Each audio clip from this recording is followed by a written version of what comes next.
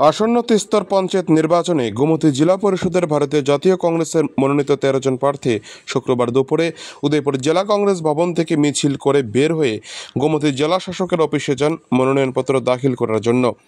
এদিনের মিছিলে নেতৃত্ব দেন জেলা কংগ্রেসের সভাপতি টিটন পাল। এদিন সমস্ত প্রার্থীরা অতিরিক্ত জেলা শাসক সুমিত লুদের কাছে মনোনয়নপত্র দাখিল করেন।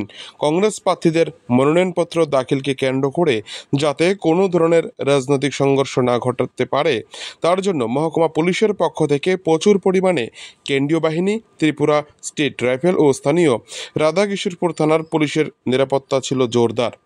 এদিন মিছিলটি জেলা শাসকের অফিসের কাছে পৌঁছতেই পুলিশ ব্যারিকেড করে দেয় এবং পুলিশের বাধার মুখে পড়ে কংগ্রেস কর্মীরা। পরে প্রার্থীদেরকে সাথে নিয়ে জেলা শাসক অফিসে সোজা চলে যান জেলা কংগ্রেসের সভাপতি।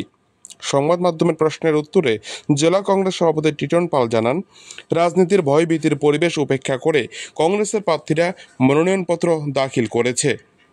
সেই সাথে ধীরে ধীরে পঞ্চায়েতগুলিতেও মনোনয়নপত্র দাখিল করা হবে।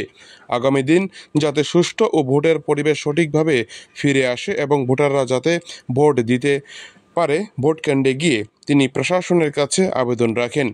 এদিন কংগ্রেসের মনোনয়নপত্র দাখিলকে কেন্দ্র করে ব্যাপক সাড়া লক্ষ্য করা যায় যুব কংগ্রেস, মহিলা কংগ্রেস ও ব্লক কংগ্রেসের কর্মীদের মধ্যে।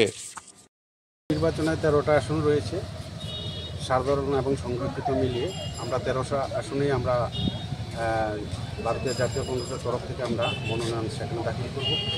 12 জন প্রার্থী আজকে আমরা এখন নিয়ে যাচ্ছি। আরেকজন প্রার্থী অসুস্থতার কারণে আগরতলা আছেন, উনি আগামীকালকে নমিনেশন দাখিল করবেন। মিছিলের মধ্য দিয়ে করছেন আপনারা নাকি? হ্যাঁ, মিছিলের মধ্যে দিয়ে আমরা করছি। আমরা এখন জেলা কংগ্রেস ভবন থেকে প্রদেশ কংগ্রেস কমিটির মাননীয় সদস্য বাপি ভৌমিক, কিছু সদস্য জীবন ঘোষ।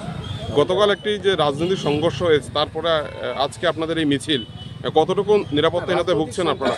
আমরা জানি ভারতীয় জনতা পার্টি সরকারি রাজ্যে ক্ষমতা আসার পর নির্বাচন নামে সেখানে প্রহসন চলছে। আমরা জানি প্রহসন হবে, সন্ত্রাস হবে, বাড়ি বাড়ি গিয়ে হুমকি দামকি দেবে।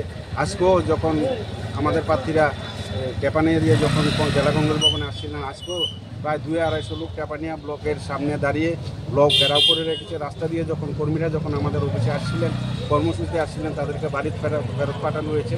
অনেক প্রার্থীকেও সেখানে ফেরত দিয়েছে। আমরা সেখানে পরবর্তী সময় তাদের উদ্ধার করে